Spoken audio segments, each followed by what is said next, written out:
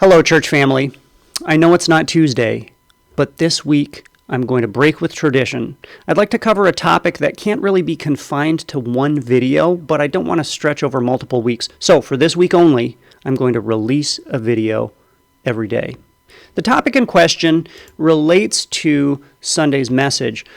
This past Sunday, March 20, we looked at the account of Israel refusing to enter the Promised Land because they heard a report that there were giants in the land. The application for us as Christians is really the importance of moving away from fear toward faith as our primary driving force. But this raises a question that we didn't have a lot of time to work through on Sunday morning.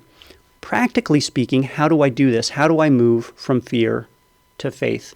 This is a question that I deal with pretty regularly in one-on-one conversations with people, and what I've found helpful is a process that the Apostle Paul spells out in Philippians 4, verses 4 through 7. You could call it the Philippians 4 faith over fear formula. I just made that up. Let's go with it. Here's the passage. Paul writes, "Rejoice in the Lord always. I will say it again, rejoice. Let your gentleness be evident to all. The Lord is near. Do not be anxious about anything, but in every situation, by prayer and petition, with thanksgiving, present your requests to God.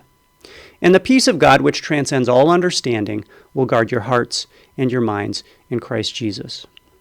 So this is really a practical step-by-step process that you and I can work through anytime in just a few minutes.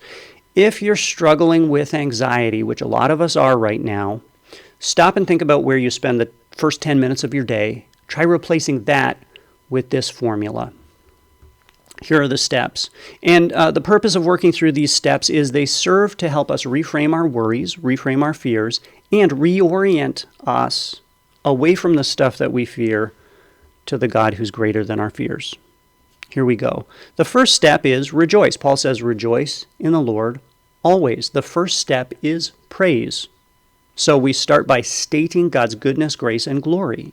This shifts our focus away from our fears to the object of our faith. So we start with praise. Paul adds to this, the Lord is near, the simple reminder that God is present and personal. This great God is also your God, and he is with you. The next step is do not be anxious. Here there's a distinction between having anxieties and being anxious. It's natural to have anxieties, to have worries, but our worries very quickly move us into a state of being anxious. Our anxieties take on a life of their own and really become this undefined, overwhelming force. The antidote to this is for us to actually pull it apart and spell out the specific things that we're anxious about. Name them out loud and write them down. This, in turn, takes each individual anxiety and turns it into something that we can work on. It gives us a sense of ownership over the individual worries. Paul then says, with thanksgiving. So the next step is actually to stop and to give thanks to God. And specifically, we give thanks for God's past faithfulness, how he's answered our prayers in the past. We give thanks to God for his present blessings. And we give thanks to God for his future intervention. Finally, says Paul, present your requests to God. At this point, we go back to the list of worries that we spelled out.